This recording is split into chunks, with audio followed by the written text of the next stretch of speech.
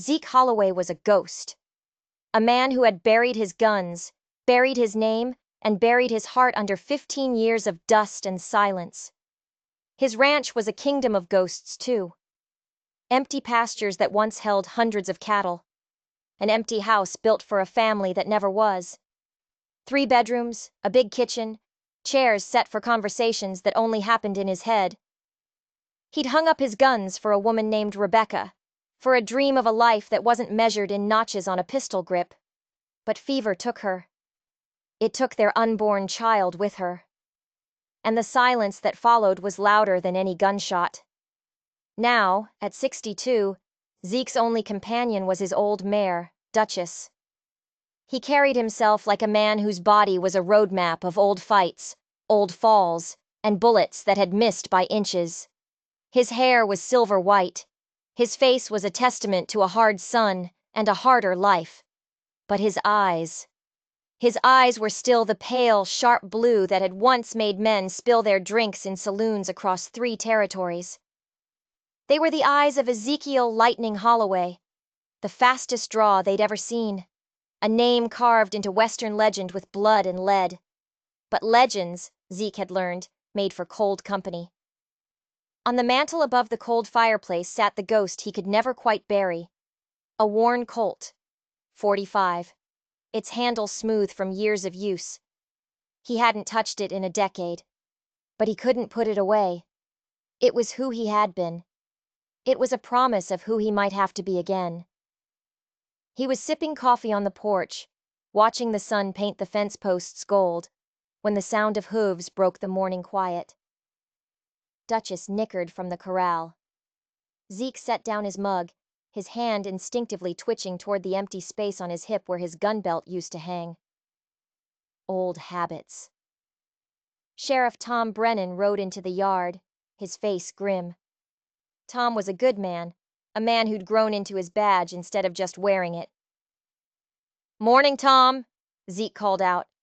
"Wish I was bringing better news, Zeke." Tom dismounted, his knees protesting.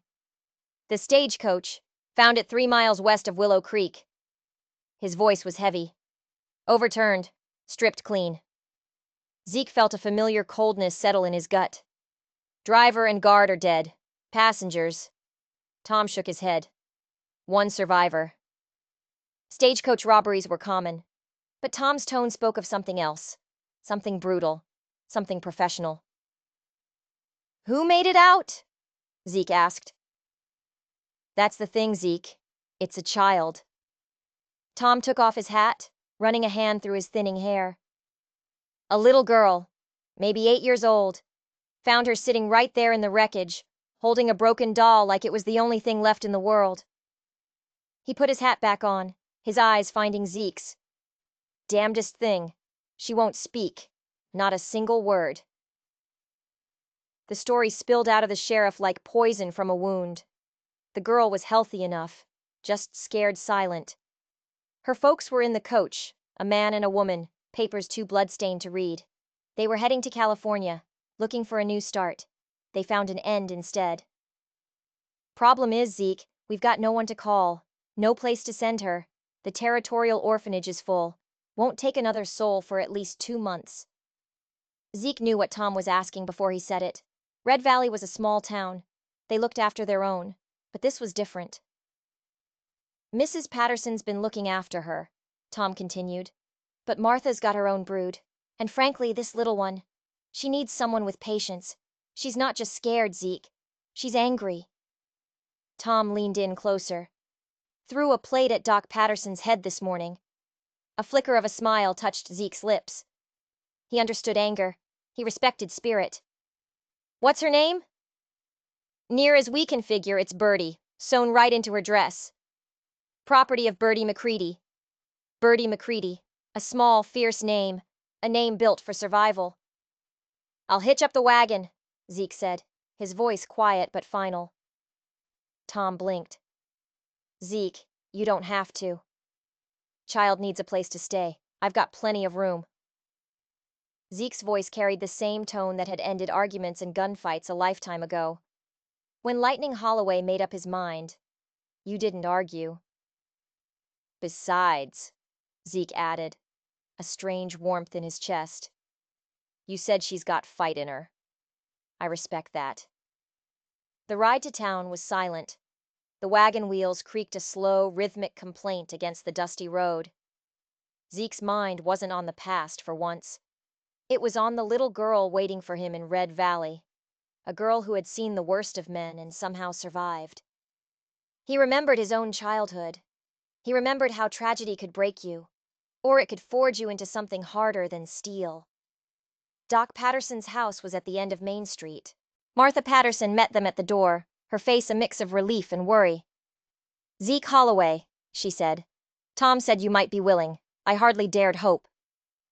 "Where is she?" Martha's face grew troubled.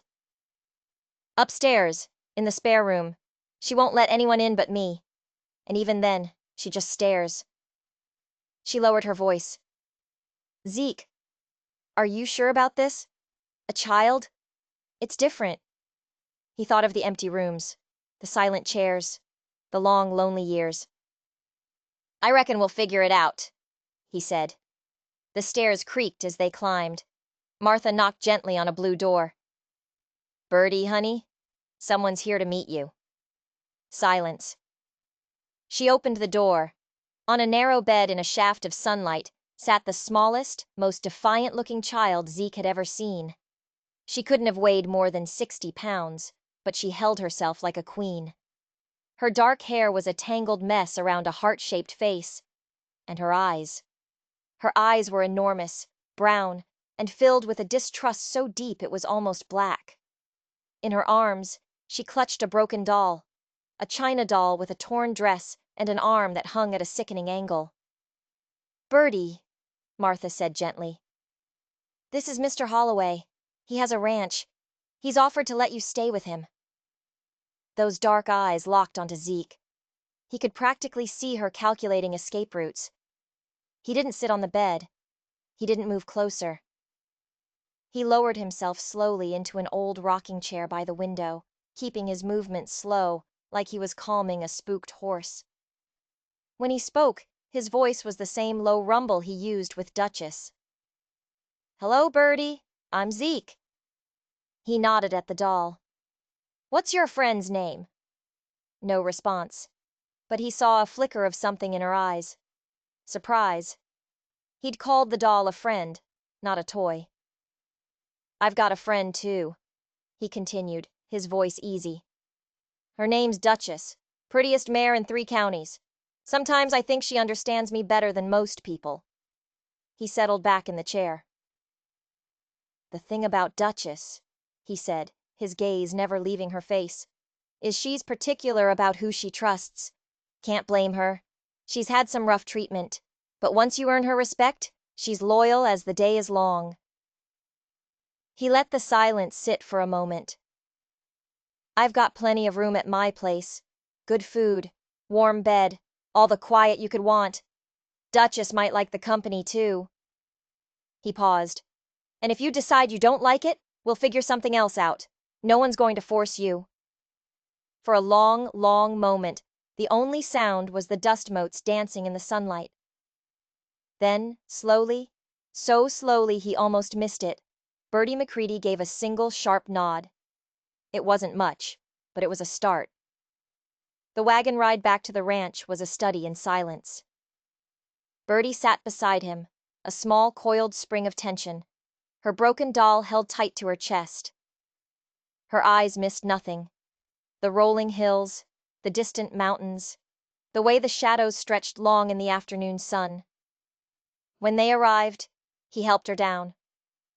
She stood in the yard, staring up at the 2-story house. It seemed to loom over her, a giant of weathered wood. "Well," Zeke said quietly, "this is home." That first night was a careful dance. She took the spare bedroom on the first floor, the one he'd once dreamed would be a nursery. She kept the door cracked open. She ate the supper he made without a word, a small automaton just taking on fuel.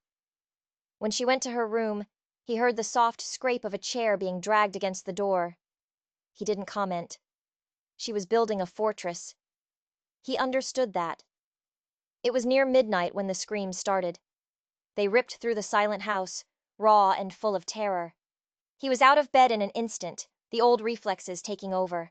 He found her tangled in her sheets, sweat-soaked, her small fists beating at invisible monsters. "Mama! Mama, don't leave me!" "Birdie." His voice was firm but gentle. It cut through the nightmare. "You're safe! You're here with me!" Her eyes snapped open, wild, unseeing. Then they focused on his face. She scrambled backwards, pressing herself against the headboard, breathing in ragged gasps. "You were dreaming," he said, keeping his distance but staying in the moonlight from the window. "You're safe now. They're all gone." It was the first thing she'd said to him. Her voice was a broken whisper. "They're all gone and they're not coming back." His chest tightened. "I know, little one. I know."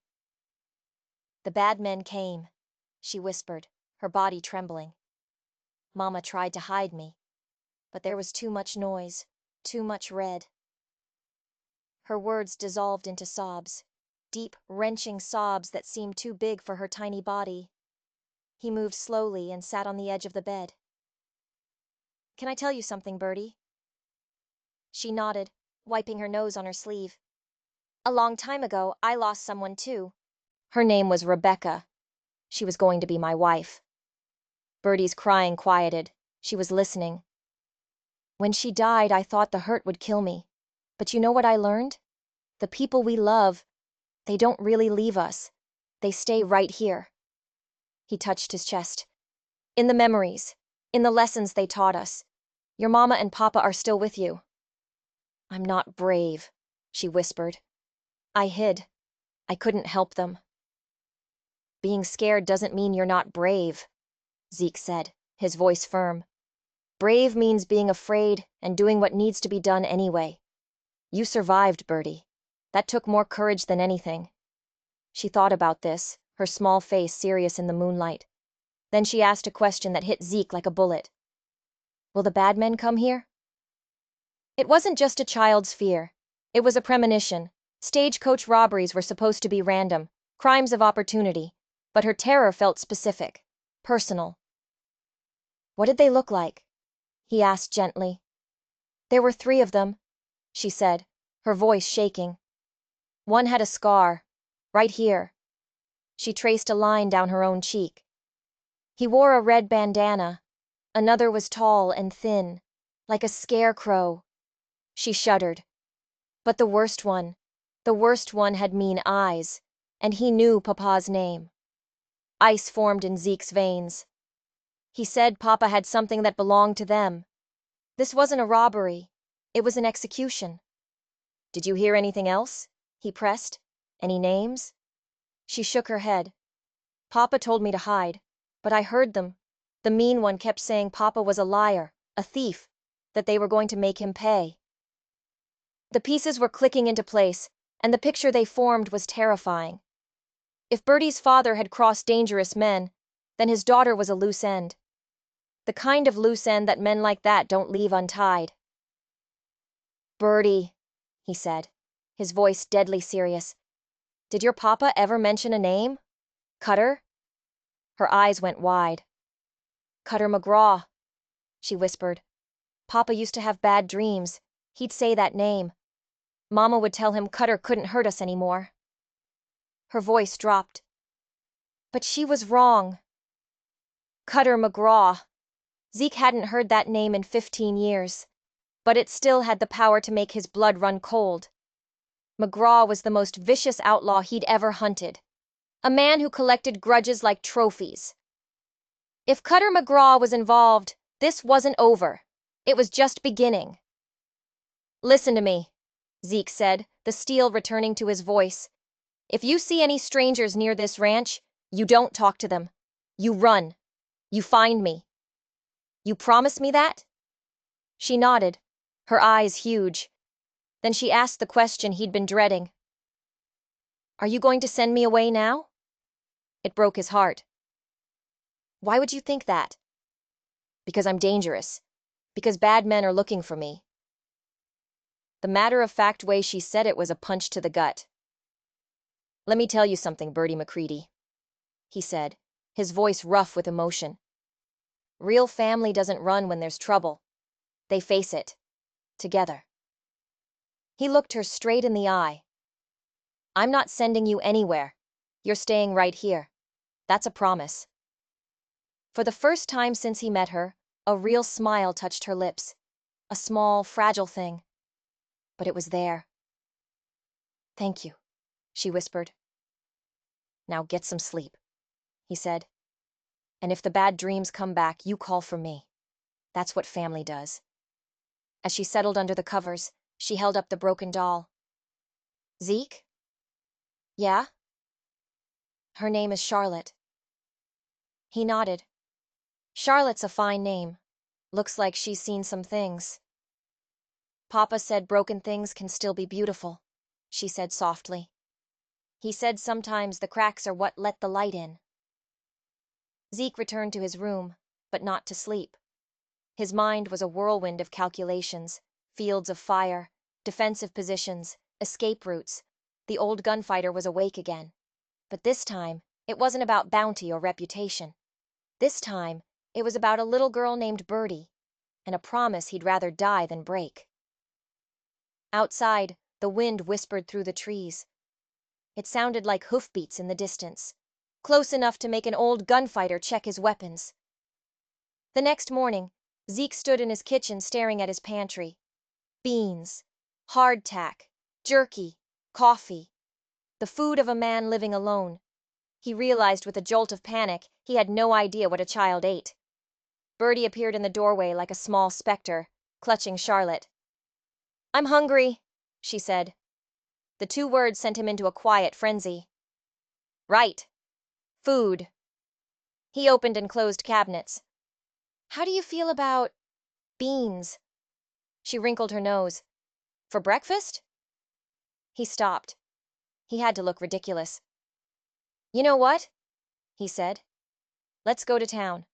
Get you some proper food, some clothes that fit." An hour later, they were rattling toward Red Valley. Bertie sat beside him, looking impossibly small in the blue calico dress that hung off her frame.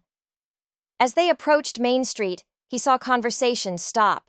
Heads turned. The sight of Lightning Holloway with a child was big news in a small town. Inside the general store, Mrs. Henderson's eyes lit up with curiosity. "Well, good morning, Mr. Holloway. And this must be the little one everyone's talking about." Bertie shrank back, pressing against Zeke's leg. "This is Bertie," he said simply. "We need supplies." Mrs. Henderson's expression softened. "Of course, dear. Let's get you something that fits properly." While she bustled off to find dresses, Zeke led Bertie to the food shelves. "What do you like to eat?" "Mama used to make biscuits with honey," she said, her voice wistful. He added flour and honey to his mental list. Eggs, potatoes, butter. He was looking at a sack of oats when he heard the voices. "Irresponsible, if you ask me. A man like that has no business with a child." He recognized the voice. Harold Peaton, the bank president. A man who saw Zeke as a relic of a past the town was trying to forget. "Now, Harold," another voice soothed. "Pastor Williams?" "Mr. Holloway has been a model citizen for years." "Model citizen?" Peaton scoffed. "The man's a killer, Reverend. How many men did Lightning Holloway put in the ground? And we're supposed to trust him with an innocent child?" He felt Bertie's hand slip into his. Her fingers were cold. She looked up at him, her eyes wide with fear. "Are they going to take me away?" she whispered. "No," Zeke said, his voice low and hard. "No one is taking you anywhere." He turned and walked them to the front of the store. Peaton and the pastor were now joined by two other townsmen. "Gentlemen," Zeke said, his tone mild but laced with ice. Peaton's face flushed. "Holloway, we were just discussing your situation. Were you now?" Zeke's pale eyes scanned their faces. A few of them looked away. "And what conclusions did you reach?" Look, Zeke, the pastor began, trying to keep the peace. We're all just concerned for the child. Are you questioning my ability to provide for her? It's not about providing, Peyton snapped. It's about propriety. A man with your history. My history. Zeke took a step forward. Peyton took a step back. My history includes 15 years of peaceful living on that ranch, paying my taxes, bothering no one. What part of that history concerns you, Harold? The part where you've killed more men than the rest of us have ever met. The store went silent. Zeke looked down at Bertie. She looked like a trapped animal, ready to bolt, and something inside him broke. You're right, Zeke said, his voice quiet but carrying to every corner of the store. I have killed men. Good men and bad men. I've taken lives. That's a weight I'll carry to my grave.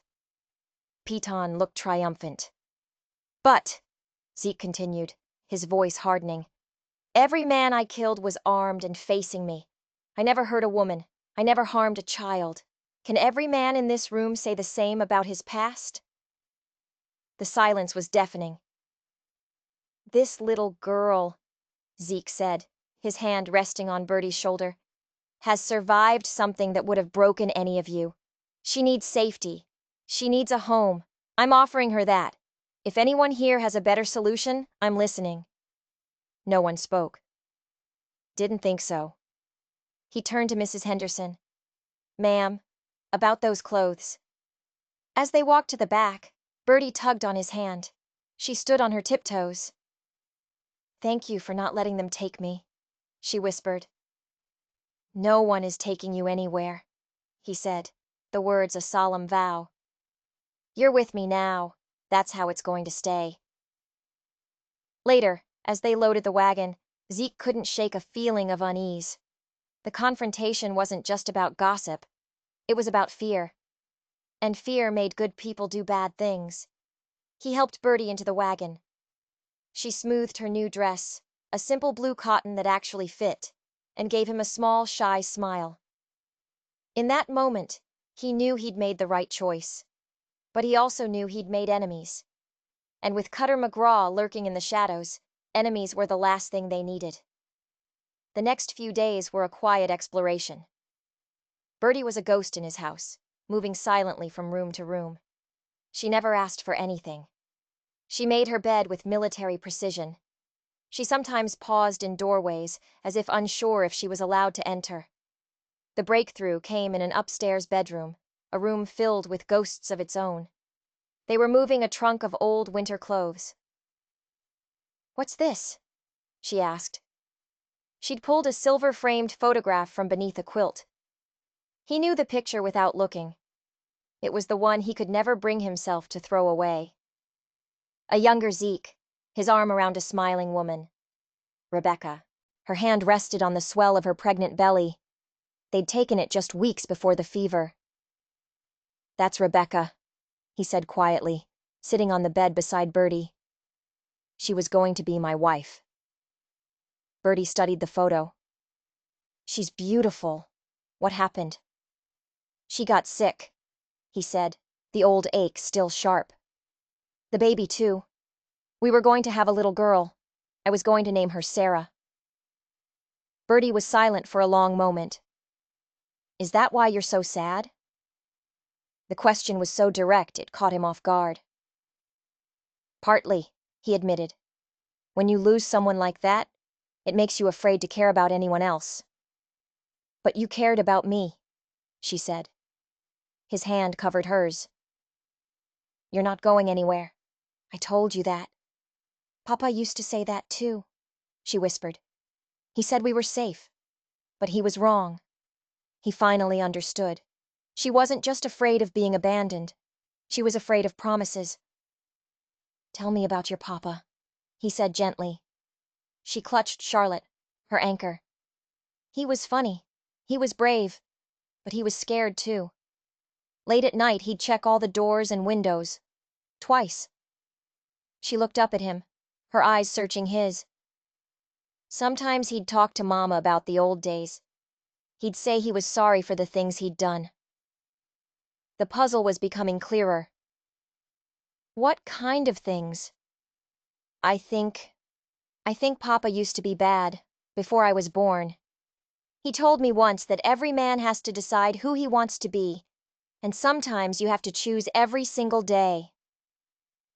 Zeke felt a chill. Those were the words of a man running from his past. The same words he'd told himself 1,000 times. Did he ever mention names? She nodded reluctantly. He'd have bad dreams. He'd call out names. Cutter was one. And Snake. And someone called Preacher Man. Cutter McGraw, Snake Donovan, Preacher Man Holt, 3 of the most wanted men in the territory. His father hadn't just known them, he'd ridden with them. Birdie, he said carefully, I need to ask you something important. Did your papa ever mention money? Money that was hidden? Her eyes widened in fear. How did you know? Because I think I knew your papa, a long time ago, when he was someone else. Did you know him when he was bad? The question hung between them. His answer would change everything. I knew him, he said finally. His name was Mac McCready. He rode with Cutter's gang for 2 years, back when I was in the business of stopping men like them. Her face went pale. Were you hunting my papa? I was, he admitted. But he got out, disappeared. Word was he took something with him when he left, something that belonged to the gang. The money, she whispered. They found you, Zeke said. And now they think you know where it is. Tears welled in her eyes. But I don't. We were poor. Papa worked at the grain elevator. If he had money, why didn't we use it? Because he was trying to be a good man, Zeke said firmly. He chose an honest life with your mama over easy money. That takes courage. Then why did they kill him? Because men like Cutter McGraw don't believe people can change. They only saw the man who betrayed them. She wiped her nose on her sleeve, a gesture so small and sad it tore at him. Are you going to change your mind? She whispered. Now that you know I come from bad people? He pulled her into a hug, fierce and protective. Birdie McCready, you listen to me. Your papa chose to be a good man. That makes you the daughter of one of the bravest men I ever heard of. And that doesn't make me want you any less. It makes me want to protect you more. She looked up at him, a flicker of hope in her eyes. Is that what we're doing? She asked. Building something good from something broken? I think so, he said softly. For the first time, she gave him a full, genuine smile. It transformed her face. I think Charlotte likes it here, she said. And I think maybe I do too. As they walked downstairs, Zeke felt a loosening in his chest. Maybe it was possible. Maybe a broken old gunfighter and a broken little girl could build something new. But he knew Cutter McGraw was still out there. And McGraw wasn't the kind of man who left broken things alone. He was the kind of man who ground them into dust. The next 2 weeks passed in a fragile peace. Zeke taught Birdie how to ride Duchess. The big mare seemed to understand she carried precious cargo, her steps slow and careful. Birdie blossomed under the sun in the routine of the ranch. She was a natural with the horse, her small frame finding the rhythm of the saddle with ease. They were grooming Duchess in the corral when the riders appeared. 3 of them. Zeke's hand stilled on the curry comb. Stay close to me, he murmured. He recognized Sheriff Brennan in the lead, but the 2 men with him were strangers. One wore the badge of a U.S. Marshal. The other had the hard, knowing eyes of a big city detective. Morning, Zeke, Tom called out. Marshal Carson Wade, the marshal said, dismounting. A lean, gray-haired man who looked like he'd been carved from granite. I understand you've taken in the McCready child. I have. This is Birdie. He rested a hand on her shoulder. Marshal Wade has been investigating the robbery, Tom explained. There have been developments. The detective spoke. This wasn't a one-time thing. We've had 3 similar attacks in the last 6 months, all targeting specific families, all ending in murder. You think they're connected? Zeke asked. We know they are, Wade said grimly. Same method, same brutality, same complete lack of survivors. Except, he glanced at Birdie. For her. He looked back at Zeke. We believe the McCready family was targeted, and the people responsible might come looking for what they think the child knows. Birdie's hand found Zeke's. I already told Papa Zeke, she said, her voice small but steady. I don't know about any money. Hidden money? Wade leaned forward, his interest piqued.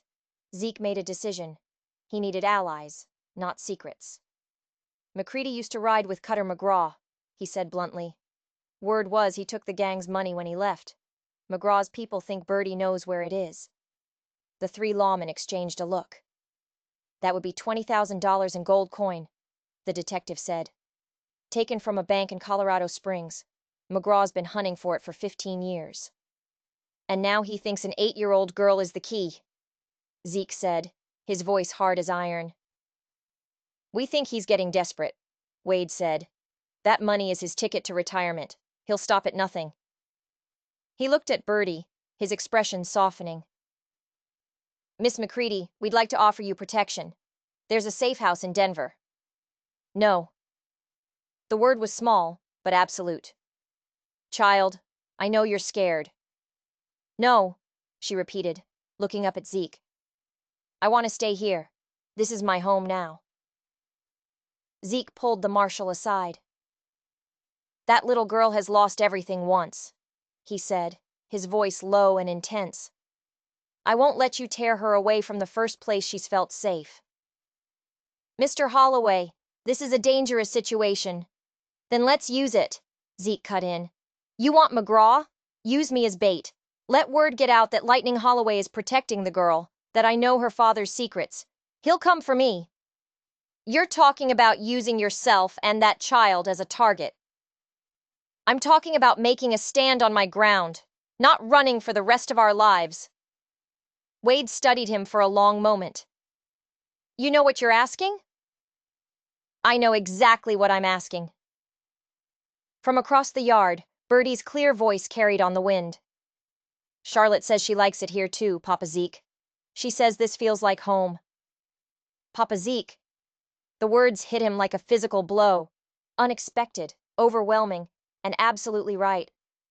He looked at the marshal, his eyes blazing with a fire that hadn't been there in 15 years.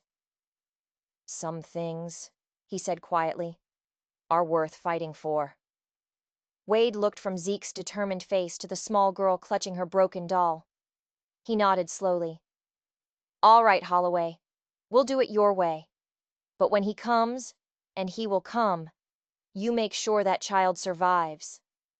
She will, Zeke said. That's a promise. As the lawmen rode away, Birdie ran to him. Are they going to make me leave?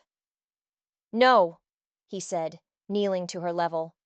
This is your home, and I'm your papa now, if that's what you want. She threw her arms around his neck, holding on with a fierce joy that nearly knocked him over.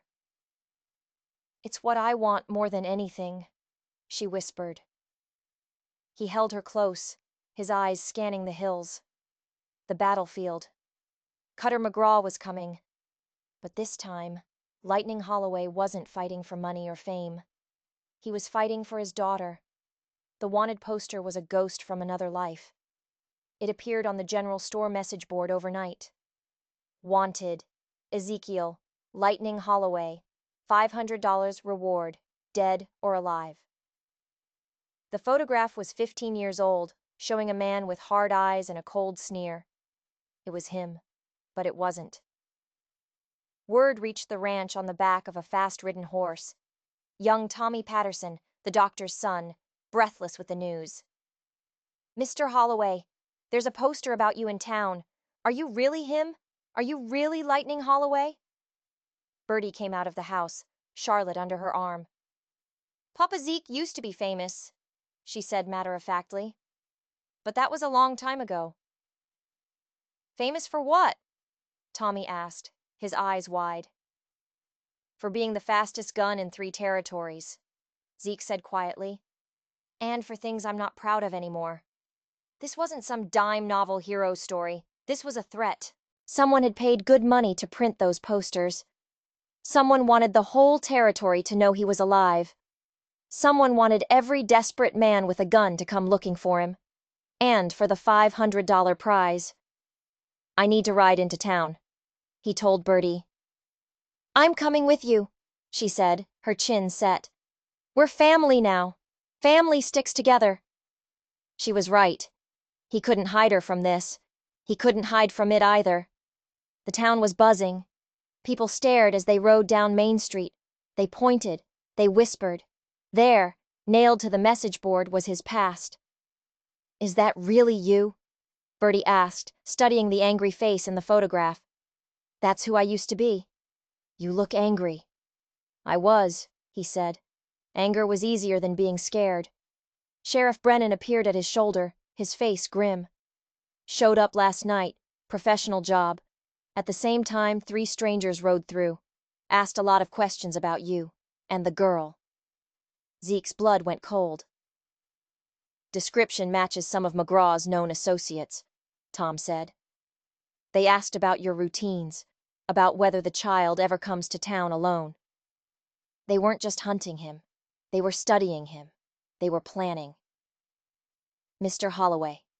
It was Harold Peaton, the bank president, a small posse of concerned townsmen behind him.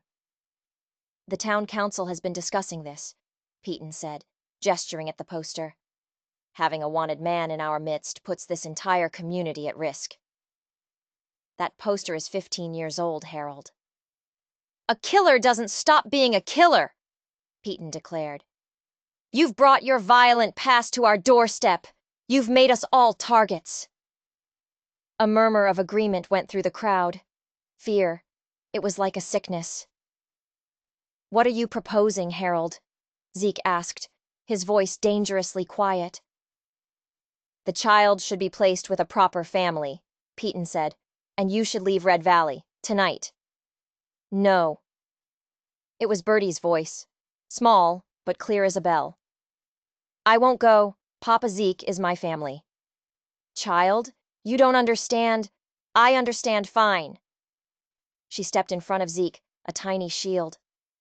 The bad men are coming because of my first papa, not because of him. He's the one trying to keep me safe. Pastor Williams stepped forward.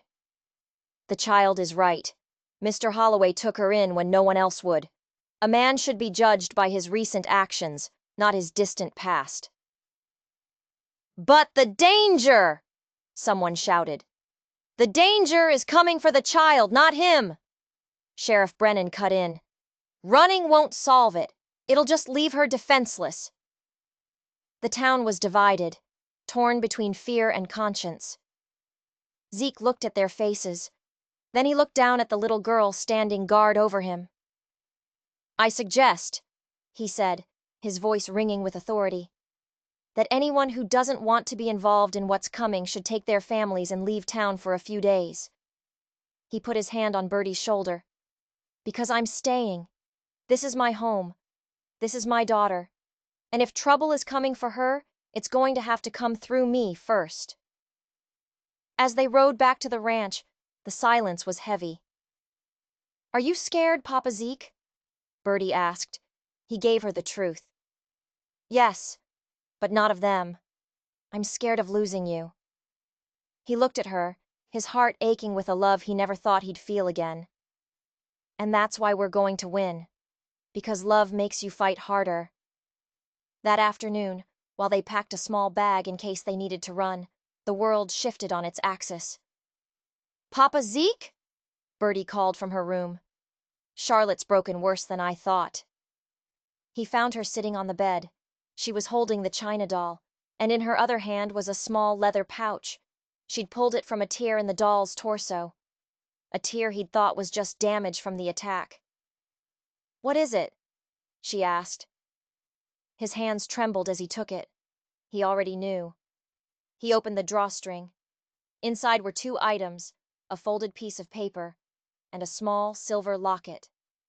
"That's mine," Bertie whispered. "Papa gave it to me for my 6th birthday. I thought I lost it." He opened the locket. There was no picture inside. Instead, etched into the silver, was a tiny, precisely drawn map. Landmarks, a creek bed, a distinctive rock formation, and at the center, a small X. "He didn't lose it," Zeke said, his voice a whisper. "He hid this inside." "Hid what?" "A map. To the money." So it was real. Her father really had been a thief, but that wasn't all. Zeke unfolded the letter. It was from her father, Mac. "My dearest Bertie," it began. "If you are reading this, then my past has caught up to me, and I am gone." The letter was a confession. He'd stolen the $20,000 in gold, but he'd never spent it, because the robbery had gone wrong. A night watchman had been killed. An old man named Henry Garrett, shot by Cutter McGraw. The money was stained with blood. "I couldn't spend it," Mac had written. "Every coin I looked at, I saw his face. So I buried it and tried to build a clean life." He explained the map wasn't for her to get rich. It was to buy her freedom, a bargaining chip, if Cutter ever found her. "The money is buried 6 miles northwest of Willow Creek, beneath the old oak tree." "Give some of it to Henry Garrett's family," he asked. "Make something right. I am so sorry for the danger my past has brought you. You are the best thing I ever did." Zeke looked up. Bertie was crying silent tears. "He was trying to be good," she whispered. "He was," Zeke said gently. "And he was smart. He hid the map in the one place they'd never think to look." Her eyes fell on the doll. "In Charlotte, because no one pays attention to a little girl's toy." "Exactly. What do we do now?" Before he could answer, a sound made them both freeze. Hoofbeats, multiple horses, approaching fast. He looked out the window, 3 riders coming up the drive. Even at a distance, he could see they weren't friendly. He recognized the descriptions Bertie had given him. The scar, the red bandana, the tall, thin one, Snake Donovan, Scarface Pete, Willie the Gun, McGraw's top lieutenants, which meant Cutter himself was close behind. "Bertie," he said, his voice deadly calm. "Go to the root cellar. Take this." He handed her the pouch with the map and letter. "Don't come out until I call for you. If you hear shooting, you take Duchess and you ride. You ride to town and you give this to the sheriff. Understand?" She nodded, her eyes wide with terror. She kissed his cheek and slipped out the back. Zeke walked to his bedroom. He opened the trunk at the foot of his bed. He lifted out the oiled cloth, his old gun belt. He strapped it on. The weight was familiar, comforting, deadly. His hand closed around the grip of the Colt. It felt like coming home. He stepped onto the porch just as the 3 riders reined in. "That's far enough," Zeke called out. Snake Donovan smiled, a predator's grin. "Well, well, Lightning Holloway himself. We've come for the girl. And our money." "The girl's under my protection, and there's no money here." "Oh, we think there is," Snake sneered. "And we think the kid is the key to finding it."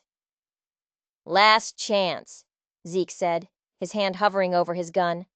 "Ride away now." Snake laughed and drew his weapon. Cutter's orders were specific. Bring the girl back alive. His eyes glinted. But anyone else is fair game. "Then I guess we understand each other," Zeke said. And with a speed that was nothing short of legendary, his gun was in his hand. The world exploded in smoke and thunder. The gunfight lasted 17 seconds. When the smoke cleared, 3 men lay dead in the dirt. Zeke stood on the porch, the smoking Colt in his hand, a cold emptiness in his chest. He had become the ghost again. "Bertie," he called out, his voice hoarse. "It's safe." She emerged from the root cellar, her face pale. She ran into his arms, trembling. "It's not over," he said, holding her tight. "This was just a test. McGraw sent them to see if the legend was true." He looked out at the dead men in his yard. Now he knows. They spent the rest of the day preparing for a war. He dragged the bodies away. He barricaded the windows. He counted his ammunition. It wasn't enough. As night fell, they sat in the dark, waiting. "Tell me about when you were young," Bertie whispered. "Before you were Lightning Holloway."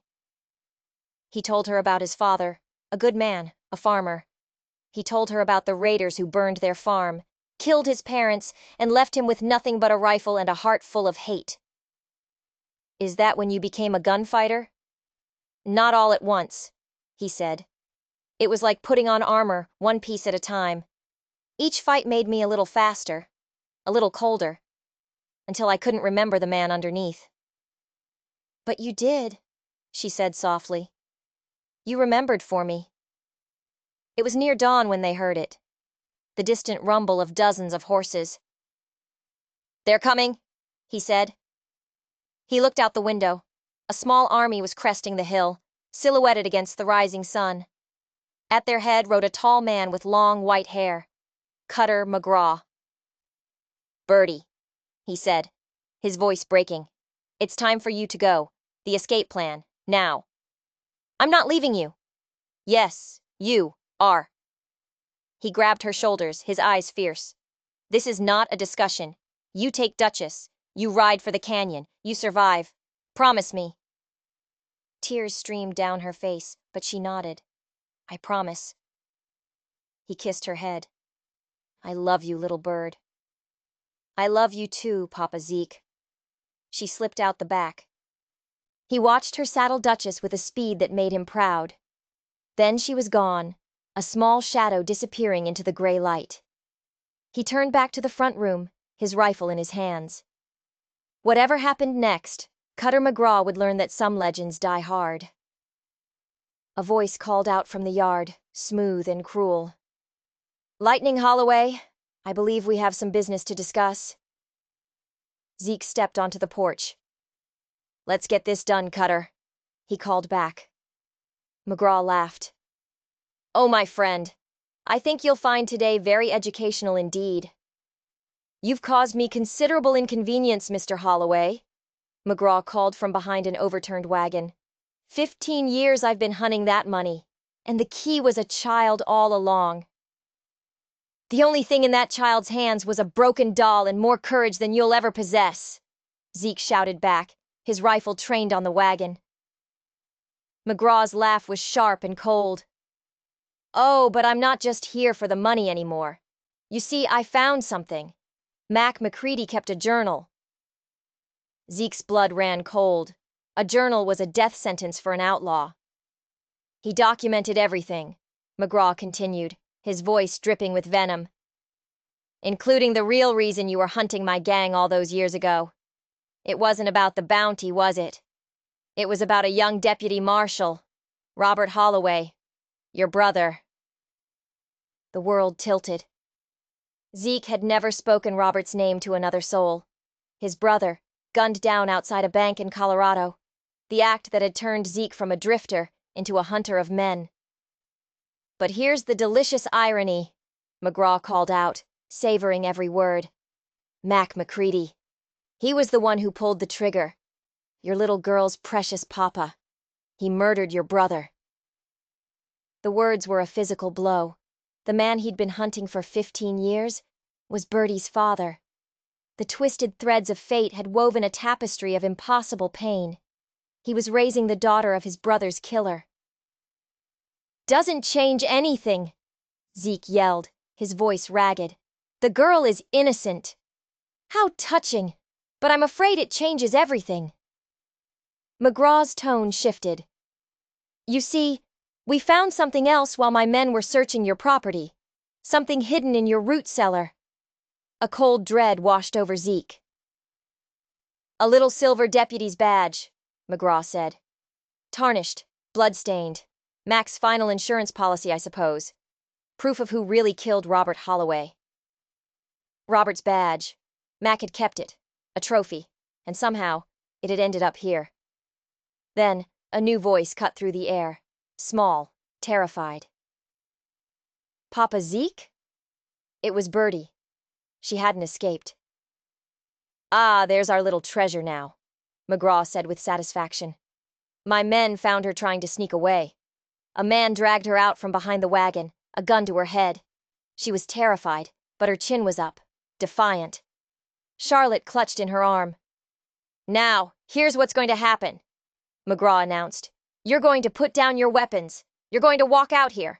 And you're going to tell us where the money is, and maybe we'll let you both live."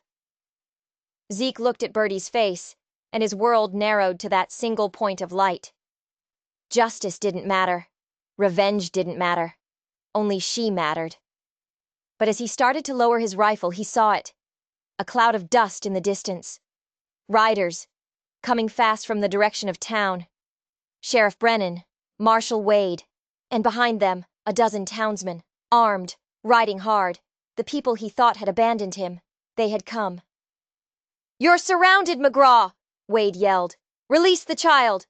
McGraw laughed. "I'm afraid I hold all the cards, Marshal." He pressed the gun to Birdie's temple. The ranch yard became a tinderbox, ready to explode. "I'll make you an offer, Cutter," Zeke shouted, thinking fast. "The map is a fake. Mac told me the real location before he died. A trade, her life for the money." It was a desperate bluff. "How do I know you're not lying?" McGraw sneered. "Papa Zeke?"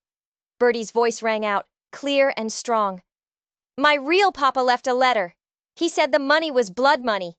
He said the man who died, Henry Garrett, had a family. He said the right thing to do was give the money to them." Something shifted in the faces of McGraw's men. Hard men, maybe, but hearing a child speak of right and wrong with a gun to her head, it changed the air. "Enough!"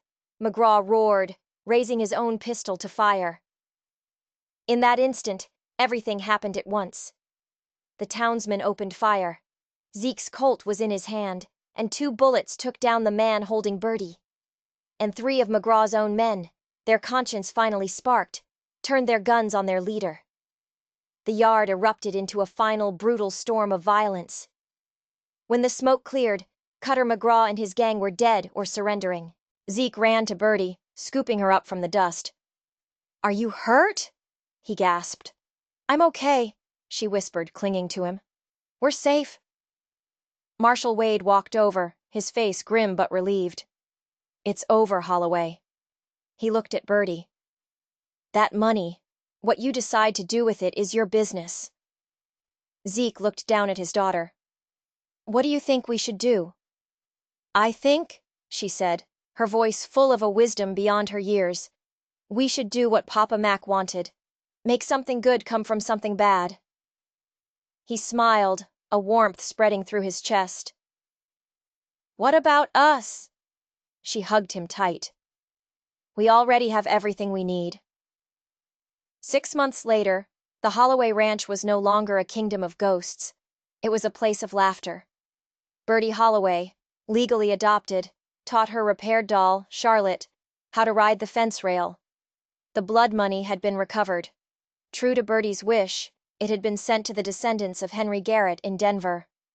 A letter of thanks sat on Zeke's desk, a testament to a debt paid and a soul redeemed.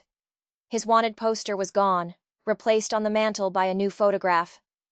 Him and Birdie, together, smiling. "Papa Zeke," she asked one evening as they watched the sunset from the porch, "are you sad that Lightning Holloway is gone forever?" He thought for a moment. "No," he said. "He was a lonely man. I'd rather be famous in one person's heart for the right reasons than in 100 books for the wrong ones." She leaned her head on his shoulder. "I think you're famous in my heart for all the right reasons." "What reasons are those?" he asked, his voice thick. "Because you chose me," she said. "Because you keep your promises. You said broken things could still be beautiful. And you fixed us." He pulled her close, his heart full. The old gunfighter was dead and buried, and in his place stood a father, a man who had found his family in the dust of a tragedy, and his redemption in the heart of a little girl. If you enjoyed this story, and believe that second chances can build the most beautiful families, don't forget to hit that subscribe button. We've got another story coming tomorrow that you won't want to miss.